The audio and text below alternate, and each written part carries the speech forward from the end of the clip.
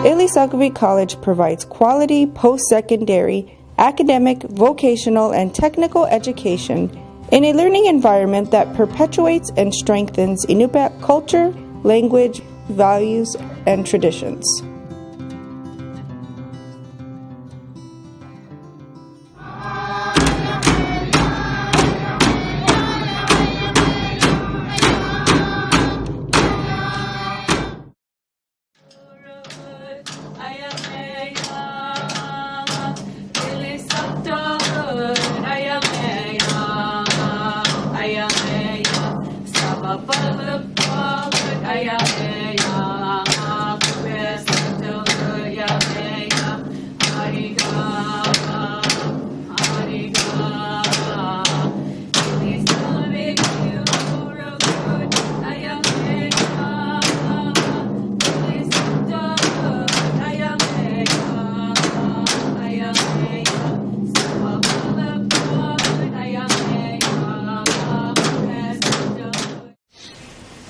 Yate, I'm Carrie Billy, the President and CEO of AIHEC, the American Indian Higher Education Consortium.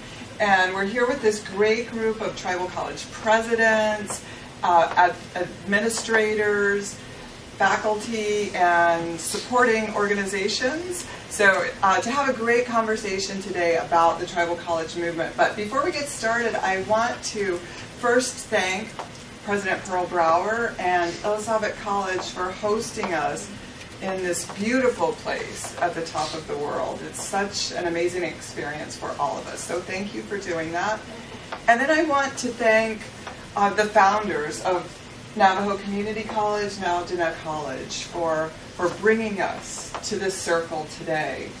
You know, I've said this many times. I've often wondered, looking back more than 50 years ago, if Dylan Paterno, Bob and Ruth Russell, Guy Gorman, and others, when they asked that question, how do you want our schools to look? They probably did not envision a cell phone. But they asked that question, how do you want like that was some good background. We're getting ready. Yeah, that was pumping everyone up. How do you want our schools to look? Did they envision what we have today, which is 38 tribal colleges across 16 states serving 160,000 American Indians, Alaska Natives, and other rural community residents in academic and community-based programs every year? It is absolutely amazing. Really the best experiment and experience in tribal self-determination ever, I think. And so I'm honored to be here with all of you. And we'll kick it off with just a question to the presidents. It is the 50th anniversary of Navajo Community College, and so to you, what does that founding 50 years ago mean to your institution? Anyone want to? President Bertman? Yes.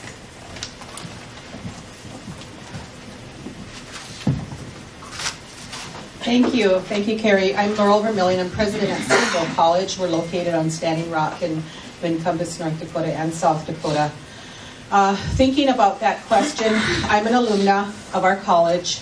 I was a student there back in, the early 70s, 73, I guess it was. I had just graduated high school, and so I started my higher education at my college. And so when I think about that, I think about, I don't think I would have even gone to college if our college wasn't there, because I come from, I'm an enrolled member of Standing Rock, and I come from a family that didn't go to high school. They didn't complete high school, and so college was really a foreign thought for us.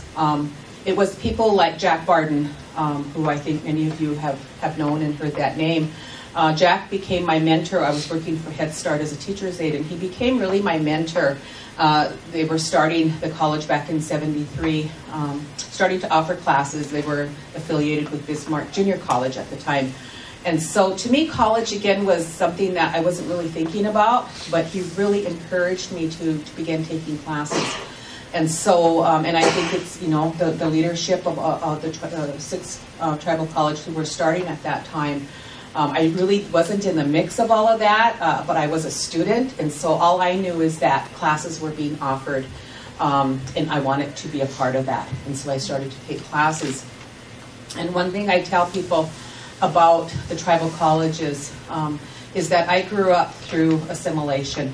And so I didn't really know my own language, my own Lakota, beautiful Lakota language.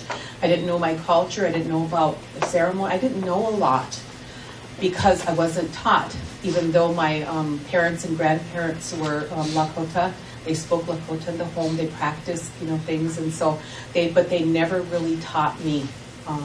And I think it was because the stories that my mom told me was that they didn't want me to have to go through some of the things they did in boarding schools by speaking their language. And so she said, we thought that, we didn't need to teach you about your language. We thought we were going to be moving into a different world.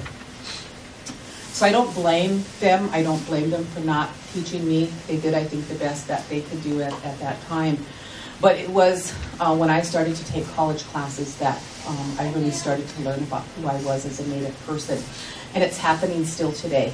We still have students coming to us who don't know who they are.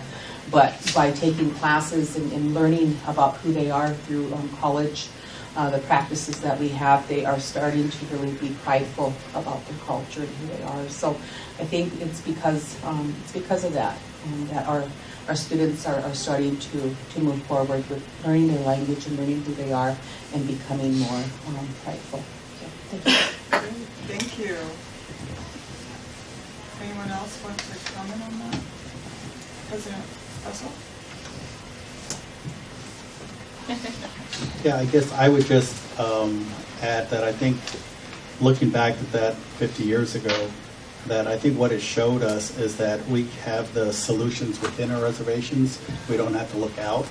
And I think that continues today. So when I think about the challenges that we had, we talked about the shrinking money and whatnot, is that those solutions are either within this circle here or our students or our students to be that are still coming. And so I think that's what that I think about in terms of what impact that has had to us for today.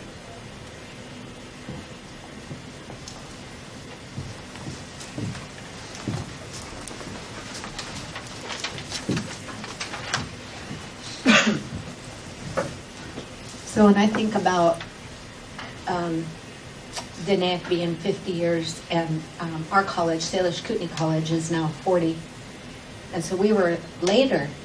But I think what was important in terms of our institution was watching Diné establish their college and knowing that we could take control of our higher education and really set that idea of self-determination into action through education. We were the tribe has been pretty progressive, but within some limits. And so the idea that we could have people educated and skilled in the areas that we needed, that were our own people managing our own resources in a way that was business-minded but culturally grounded, because we have a lot of natural resources, and we were bringing people from Boston and all over the place to tell us how to manage our timber and our water and our fish and all of that. And they were looking at it from the purely economic perspective, but we were interested in how do we manage those resources culturally for the future and what role they play in our tribal culture and ceremony and tradition. So it's not just timber for timber, it's timber for the cedar for the ceremony and the baskets, and it's the fish for the same things for that perpetuation, and the language too. And it was okay to speak the language, and it was okay to get grounded in those cultural identities. And it wasn't okay too much before that. And today, when you talk to our elders, they will tell you, our youngest elder will tell you, he's almost 80. And he says there's a gap now from there to about the next generation of elders, as they say, are in their 40s. And we know why that gap is there. But the reason that we have the next generation of elders is because of the college. Because we work so closely with our cultural committees and our cultural people that we've managed to revive and perpetuate all of that, where for at least 40 years we didn't, that generation. So it was very important. Thank you. That's really insightful. I'm wondering, President Bordeaux, who's been with the tribal college movement since its inception, and who is the nation's longest serving sitting president of any college or university, which is a tremendous accomplishment. But I'm wondering how you see the tribal college movement, how it's changed from back in the beginning, 50 years ago.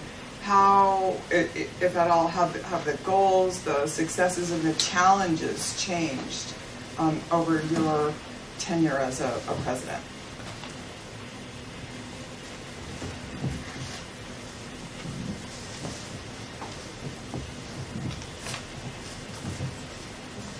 Thank you. Very honored to sit here amongst the very distinguished educational leaders. Yes, I was very fortunate at an early age to be introduced and brought into the futuristic thinking of some individuals who themselves did not have the education that certainly we have in this table here. But they were educated in probably more profound ways than certainly myself will ever be. And their teacher was the whole community. And they had a very difficult time living through the 20s and the 30s and the 40s and the 50s. And they wondered if they continued on this path, what was the future for generations yet to be born? And so, relying upon medicine men and spiritual leaders,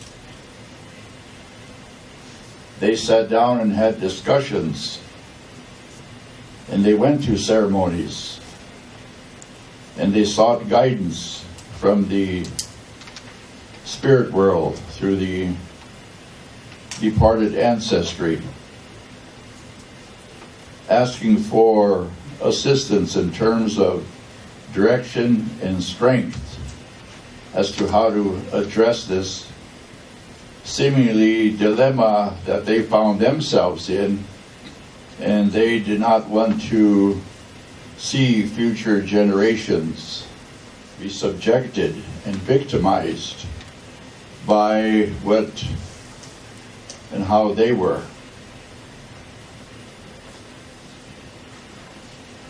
And they sat down and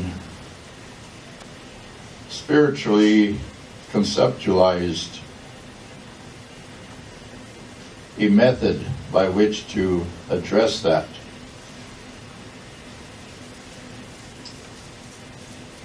And knowing that what they had in mind to counter the measures of colonization that had penetrated tribal ranks would be difficult utilizing those same tribal measures that their ancestry had. They went about it in terms of, in some small ways, patterning a higher education model after the non-tribal entities that existed.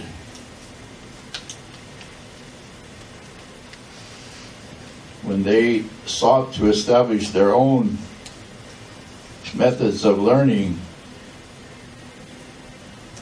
they were told that as long as these fit into the criteria utilized by existing educational institutions at that time. For instance, with us, when we called the Higher Learning Commission and told them that we did not need them, we were going to develop our own model, and based on the treaties and our own sovereignty, we were going to create our own institution of learning, however that was to be defined and carried out. And Higher Learning Commission, which was at that time North Central Accreditation Association, said, fine, that's good. You're going to go about it in that fashion, but just be mindful of the fact that any of your graduates will not ever be able to be teachers in our accredited institutions,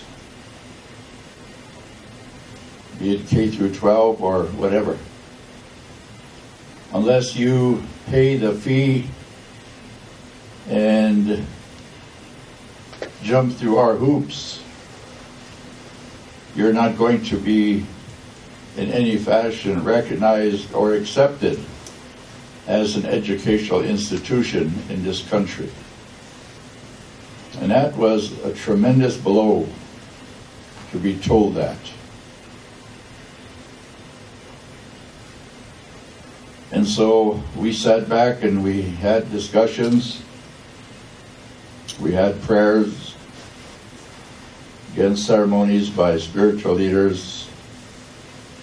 And we said, okay, let's back up and let's take a look at what it is that we have to do in order to be accepted, because what we want to do is to create an educational vehicle that begins to address the measures of colonization that were seemingly starting to take over. As an example, not too long before Russell Means died, he and I used to have some late night discussions. And he said, Lionel, I can't do anything on the Pine Ridge. He said, colonization has done too good a job on our tribal people. It's difficult to combat. He said, I put out an agenda. I've run for tribal president. I've been rejected. And he said, that's very difficult to take and to understand. And that's kind of what our founders were faced with. And it's what we're still faced with. And it's pretty much what we're still being forced into as AIHEC institutions. In order to survive, we've had to alter some of our thinking to accommodate what is it Congress wants. What is it the accreditation agencies want? What is it states want? We do not own our own education.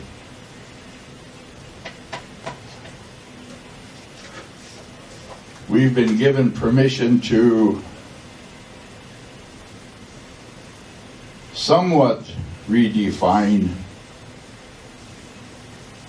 our own educational ownership. But until we control our own certification, our own accreditation, in accordance with our own spirituality, our own sovereignty, our own tribal laws, we will continue to have to take that round circle and put it around that square peg. The two don't match. And yet that's what we are forced to do in order to survive and to try to create that vehicle that will go forth and redefine and restructure and articulate an educational system that is us and not who somebody else wants us to be. And that's our challenge, to intellectually review and analyze the tribal, federal relations, along with the state, the county, the municipal, and bring about a system that has a cultural foundation with a cultural vision, and that's accepted as a living part of the whole of which we live in. And that's a difficult challenge and struggle. But it's who we are and who our founders wanted us to address. So we're looking at chapter 2 of AIHEC. And as such, somewhere we need to begin to conceptualize a plan to address chapter 2 and who we want to be and not who somebody else wants us to be. And my recommendation would be that this fall we begin to sit down with NIEA, NCAI, NIGA, and others and hold a meeting with prayer and ceremonies with our spiritual leaders for 4 days and begin to pull together a plan to address the future that so many of our youth are talking about today in their rejection of what they see. Newt Gingrich was on CNN television here one night, and he said because there's a lack of a strong national tribal policy, he said terrible things are happening on our tribal homelands. And he recited, he went right down the line in educational, health, just the poorest statistics you could possibly have. And then he said, on the Rosebud Sioux Indian Reservation in South Dakota, my ears perked up like the old donkey on Hee-Haw. He said, they lead the world in suicides. How's that for hopelessness and despair where one lives, that youth encounter? And that's shameful. That is shameful to hear that, and to hear a man of his stature tell the world and define to the world who we are as tribal people. That's our role and that's our responsibility. That's why tribal colleges and universities were founded, to counter this and to address it and to create and to articulate a worldview that our ancestry knew. Yes, you need to plug in today and tomorrow. But the other values, they need to be part of it. And that's chapter 2 of who we are, and chapter 2 of AIHEC. Carlos Montezuma, back in the 19-teens, talked about this. So there were individuals throughout time who have addressed this. They weren't able to do what our founders back in the 50s and 60s did in creating AIHEC and the institutions of higher learning. We have, 567 tribal nations, and we have 35, 36, 37 of them who have institutions of higher learning. So we have a long way to go before this thinking that come from Dene, Lakota, Dakota, Nakota, and all of the tribal nations that are represented in this circle here. But that's where we need to spend some time and discussion, thinking about a pre-plan for a bigger event where we all come to Washington, D.C., where our people have on their regalia, and we show D.C. that Wolakota, tribal way of life, is alive and well. Present a manifesto to them, much like the American Indian movement did after they took over the BIA. They left a 20-point manifesto. That still awaits presentation and enacting upon. And that can be part of who we are in the itinerary that we want to develop for the future, for ourselves and for the country and for the world to see, where ancestry can be happy with who we are. Thank you. Sort of follow up on that, on President Bordeaux's remarks. I wanted to turn to President Russell, President of Diné College, because Diné College has spent the past several months and is spending this past year reflecting on the founding of Diné College and the Diné College over the past 50 years. And I'm wondering how that reflecting on the past has influenced where your college is going in the future. How are you acting on the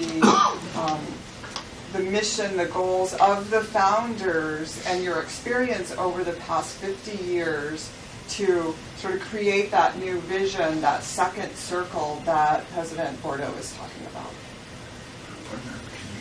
Yeah, I think at Diné College, one of the things that we looked at when this year started is to actually think, again, we come from a very specific point of view, a Navajo perspective. And while we honor the stories from the past, we don't dwell on them in a way of just always looking over your shoulder. So, in a Navajo ceremony, if you have something done, you have it done, and then you move forward. You don't keep wondering, did it work? Am I okay now? You act and you move forward. So a big part of that was, in looking backwards, it was to honor, to say thank you, but to really look at how this impacts us going forward. So we created, some speaker series of having people that, were integral in developing the college, were a part of it. Our first graduate, Peter McDonald, who was the chairman when we built the new campus that we're in. Different people like that to come in and talk about their impact, but also telling them we want you to look forward, not just backwards. And with politicians, sometimes that's a little difficult, especially past politicians. But I think one of the things that we looked at early on is we started trying to think about what was the purpose that we had in the beginning? What was the reason for that college? What was, what was the thinking of that time and that era, and what has changed? So one of the things that came up very early on in the development of the college, the Board of Regents issued a proposal to get in working with the Tribal Council and working with the administration at that time, to develop alternative ways to create money for the nation. So that the Board of Regents allocated $8,000 to do a study on alternative resource development for the Navajo Nation. They hired a economist from UNM. That $8,000 investment created the business alternative tax, which then ended up the right for the Navajo Nation and then ultimately the Indian tribes to be able to tax the Kerr-McGee lawsuit that went to the Supreme Court. That $8,000 investment has now returned over $2 billion to the Navajo Nation. And so we took that idea and said, okay, those types of things, what else can we do as we move forward? And so one of the things in the conversations that we're having talking about the future of the Net College is that if you look at the different states, Arizona, New Mexico, any state in this country, a big part of economic development is tied to higher education. They play a significant role in the development of not just jobs, but of new economies. It's a change of way of thinking. When Diné College first started as NCC, it was very transactional. A student came, they learned a skill, they got a job. It was really just one-to-one-to-one. I think part of what we were looking at in terms of how looking back helped us think about what is our new mission going forward is, while we continue that process, if someone comes to us, they earn a degree and they can get a job, that we need to think bigger. We need to now start being back like they did before. We need to think about what are those emerging economies? How can we get in front of economic development and not behind economic development?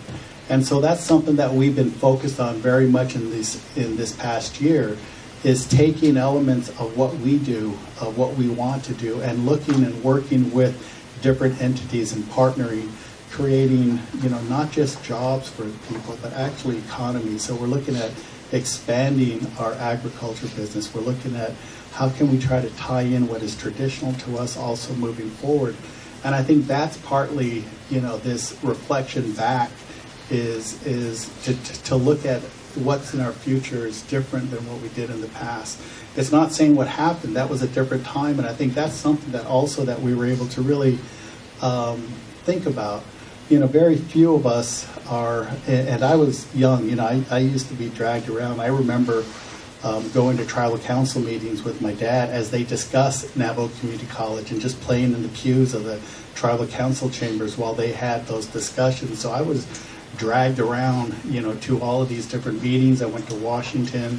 I remember meeting Robert F. Kennedy before this, even before you had the college, but the creation of Rough Rock Demonstration School, which was the forebearer of the tribal colleges. It showed that tribes could control their own education, and I think that that really left a mark in me. So part of looking backwards, in terms of just honoring our past, has been to look at the impact we've made locally.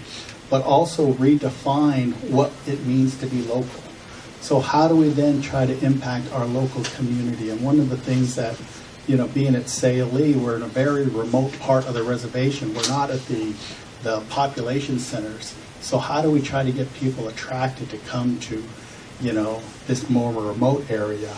And what was the reason for having students come to Saylee instead of, say, Winter Rock or Tuba City or Shiprock in the beginning, and try to understand a better understanding of why they came there? And I think, again, it comes back to what was said earlier, when we talked about coming home. The campus of Dannett College is built as a home. It's, you enter from the east. It has where the library is the middle, where the fire is and the knowledge, and then where you sleep is where we have our dorms in that circle. And we have it's laid out that way. But that is very, important for us looking forward to, the idea of being able to come home. What do you come home for? What do you expect to learn from your home? That also allows us to look forward, and I think that's what we're looking at, is how do we integrate that? So we're right now hoping, every couple of minutes I'm checking my email to see if I got a notice from HLC to say that our bachelor's in Dannett Studies will be approved, because they're recommending for approval now. And you think about that, 50 years after, we're finally now getting a bachelor's. NTU has had theirs for almost 10 years now. And here we are just now getting our bachelor's degree. But what do we need to do? What do we need to make it different? So again, the example of moving forward is we changed it. It's very much about aligning with the Navajo Nation and their education, their accountability workbook. So we're looking at developing Navajo language teachers, Navajo culture teachers. Very specifically, we still have math and science and those other teachers, but what can they not get anywhere except Dannett College? That's what we're going to focus on. That's what we're going to deal with now that we have this other, way to work with the other tribes. So we had a lot of events planned for the year. You're all invited September 22nd, I'm sorry. We're having a gala down in Scottsdale to kind of honor some of the things we're talking about. And then at the end in November, we're also going to be having a reception and honoring back in Washington the signing of the Navajo Community College Act that was done, to create, even though it wasn't 50 years, it still is it was signed in November. So we're trying to take this opportunity to shed light on what we're trying to do moving forward. But I think a big part of this is changing the mindset. We need to, go big, go home. We need to think bigger than just the in terms of individual jobs. We need to be a part of the tribal community that we work in. We need to be a part of the tribal government that we work in. We are changing our Dannett Policy Institute to focus on sustainability as well as leadership development and not just policy analysis. So we're looking at those things. What can we do to help the Navajo Nation grow, as well as what can we do to look at how we can have Dannett College grow. So we're trying to be a bigger partner in that process. Just like you would see, we live in the state of Arizona, and the president of Arizona State University is into everything. I mean, everything in that state, there he is doing this, and that. I'm not saying I want to be everywhere, but I think the college needs to be everywhere and be able to develop, programs that meet the needs of the Navajo Nation. I think that's the thing I'll end with, and that is when they started, they created the motto, the Institution of Higher Learning for the Navajo People.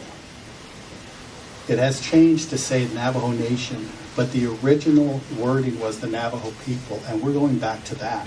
What do the Navajo people need first, and then the Navajo Nation? And I think that changes the way you look at a problem and a solution. And so I think part of the thing that we're looking at is saying we need to be part of the solutions of the future, not just focus on the problems.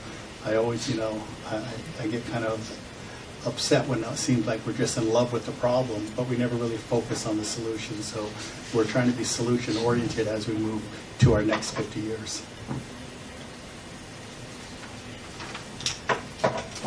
Great, thank you. Yeah, I think what's really interesting about what you said is really you validated the purpose, the original creation of Navajo Community College and all tribal colleges, that innovation, to create innovation and education that's relevant to our people and our place. And so you're doing exactly what they did, but doing it in the 21st century. And that is really amazing. So just gives me goosebumps. That's what all of you are doing. So it's just really incredible. So as we look forward to doing all of that innovation and sustaining our people, I think that's another important point of what everyone was talking about this morning. What are the opportunities that you see on the landscape? And sometimes when you think about opportunities, you also have to think about some challenges. But looking at it in terms of opportunities and challenges, I'm wondering, President Yarlott, what do you see to really continue to realize that vision that our founders had? What are you looking at as opportunities and challenges over the next several years? Thank you for the question. David Yarlott, President of Little Bighorn College, Crow Agency, Montana. As I think about this question, we have to think that we have 37 tribal colleges servicing, different tribal nations, more than the 37 colleges that are represented, but many, many more tribal nations that come through our doors. And in that sense, you have to think about not only the opportunities, but the challenges that each respective nation, each respective tribal college faces. Because even though we may have similarities, each region faces different opportunities and also many, many different challenges. And you have to deal with that as far as providing a service. But on a broader scale, we have to adjust and adapt to the changing environment. Policy changes, personnel, our students. I say that because right now we're dealing with students that are millennial. They want information instantaneously. They learn a little bit different. But that will probably change in the next few years. And even though we are rooted in our mission with our culture and language, how do we balance that? How do we balance maintaining the teaching of our culture and our languages, but yet meeting the needs not only of our students, but our communities and also the world around us? Many of the things that change around us, but there's still values and beliefs that are still standing. The beliefs that our ancestors, the vision that they had. That is a charge to us to continue to maintain that. Being who we are as Native people, respectively, our own tribal nations, our own tribal people. But how do we meet the demands if we want to be institutions that are accredited moving forward, to provide opportunities for our students, the skill levels, the academic levels? What are the criteria that are going to continue to change? So it's those kinds of things that we need to continue to keep our minds and our hearts open to. Sometimes we get to be set in our own ways. It's based on our own personal experiences, and we forget about what are the needs of the people we serve. I used to think that, when I first became the president, I was taught a certain way. And I was naive that that was the only way. But that wasn't the needs of our students. So I had to step back and think, am I going to restrict the students that are coming through our doors to my way of thinking, my way of learning?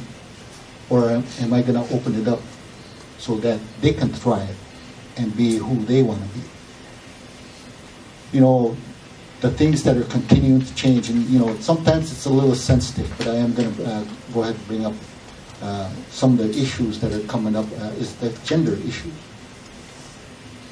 How do we deal with that? Some of our tribal elders that provide advice and guidance for us are setting up their way. How do we balance that? because there are needs and demands that are coming up that are different than we're accustomed to. So it's those kinds of things that we need to be open to. I don't have those solutions to share with you, but saying that we should be open to those kinds of thoughts and ideas if we're going to continue to provide service. There's a growing interest from abroad also. I've had a number of visits. I've been down to Brazil. There is a real keen interest of tribal colleges, or what they're calling indigenous colleges. They're wanting to learn from us as far as AIHEC. What can they do to provide indigenous colleges? Just a week and a half ago, I met with somebody from Russia, and there is an interest from the indigenous people of Russia of developing tribal colleges. And so it's those kinds of things that we need to be open to. I know that there's certain things that we may not be able to do, but being open to the possibilities. And one of the challenges I see is that as we move forward, not to forget our founding fathers, like President Lionel Bordeaux. What was the vision? But also we have new presidents that are coming up. To remind them of what the purpose of tribal colleges were. And keep in mind that our purpose is to move forward and still providing service to make sure our identities as tribal nations, tribal people are still intact. But also being open to new ideas from the new colleges that are coming up, new presidents. So I think the challenges are out there. Like I said, I don't have any solutions. I continue to share ideas like we did this morning, sharing best practices. Some things that have been done someplace else may work in our communities. Some may not. But continuing to have these kinds of open conversations, listening respectfully, and taking the best practice that may work in our communities and moving forward, but also continuing to be reminded how we originally got started. Thank you. Great, thank you. So, empowering tribal people at home and around the world. That's really cool. Real question I have is for Pearl Grower, because even though we are in the 21st century, we haven't invented a battery that lasts forever. So we have a limited amount of time here. But President Brower, especially taking in context the whole discussion today, but just in your experience as a fairly new president, one of our youngest presidents, where do you see the future of the tribal college movement in 25 or 50 years? Or however far you can see on that horizon, and you can see pretty far off that Can't see window. very far. That's always, I get kind of the exciting question, so I'm sure a lot of other presidents have their opinions and views as well. I really like President Bordeaux when he said chapter 2, because I think that it's a journey, right? And there's going to be hopefully tens and hundreds of chapters as we move along this path. When I think of tribal colleges and I think of what they do in their communities, I always see a heartbeat, and a very strong heartbeat, because tribal colleges, not only are they a community center in communities across the country, but they really are the change agent. At no other institution do we have the opportunity for a resident, a tribal member, a community member to go and really completely change their lives. And we see that. We see that all the time. I know that yesterday one of our staff, Justina, was sharing that just last week we had a student yelling down the hallways that they just got their GED. And that's going to change his life. He's from our smallest community. There's only 150 or so people in his community. And I think that's probably one of the biggest successes he's had in his 20 plus years. And that's what we do at tribal colleges. That's how we change our communities, and in fact we change the world. And so when I think about the next 25 to 50 years, chapter 2, I see, in particular, just these stronger and stronger institutions and the recognition in our country that we deserve for really what we do on the broader scale. I also think that we will, in my most optimistic view is that we will have equitable funding. So we won't have to work so hard, because we spend so much time working so hard to fund our institutions to do the great work that they do. We then have to that takes time away from really creating those opportunities for change for our community members. I also, because we change individuals, we change families. And so we have stronger, in the next 50 years, we'll see our communities be stronger and stronger, and we'll see the effects of all of that. I also just see these, when we think about our culture and think about the movement and the fact that we focus so much, our missions are always driven by who we are as Indigenous people, that cultural piece will continue and be so vibrant. We'll hear our native languages, and we'll see our cultural traditions being practiced, not only at our institutions, but at our community institutions, and even further. So I think that is a really, really bright and exciting future.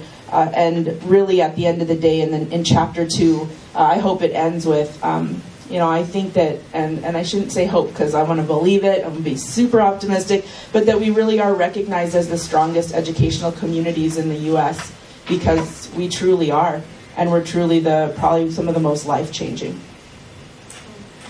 Great, thank you. That is helpful and inspiring. And just before I ask the last question, I just want to remind everyone at our last board meeting something that John Eagle said that I have repeated many times that I think is so consistent with what you said.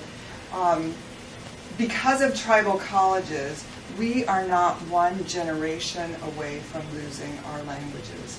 We're one generation away from saving our languages. That is the power of tribal colleges, exactly what you said. So thank you, President Vermillion, for that gift of bringing him to us to give us that inspiration and that goal to really believe in. So I appreciate it. So the last question we have for everyone is, if you could, let me make sure we're going to talk about hope, but maybe about belief.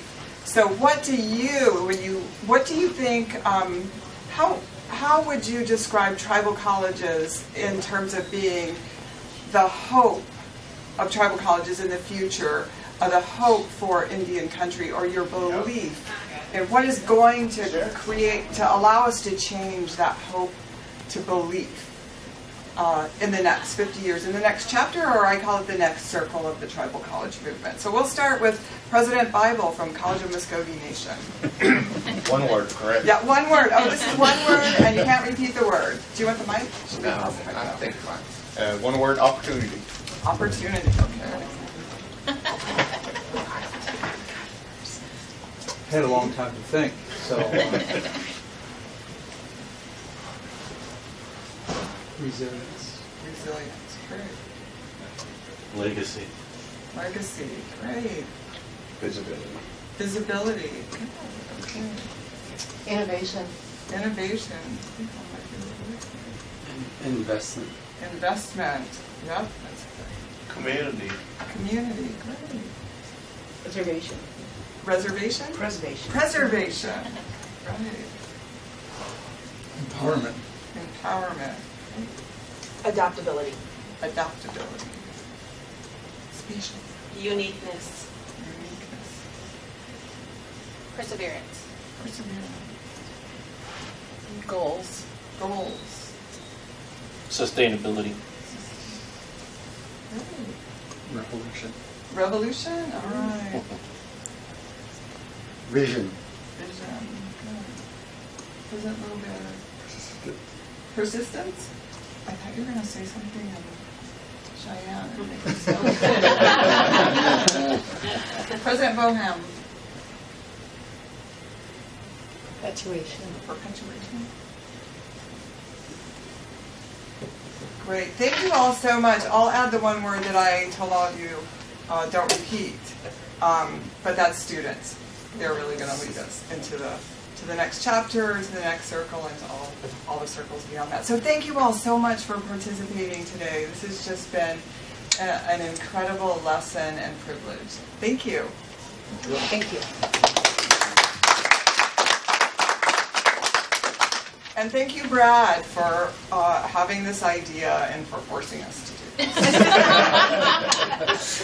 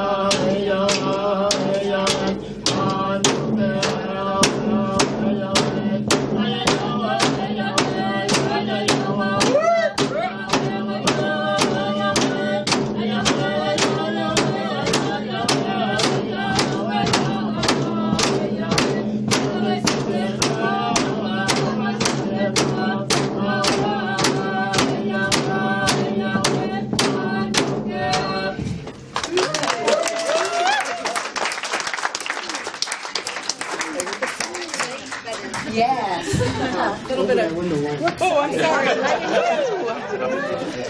Good job.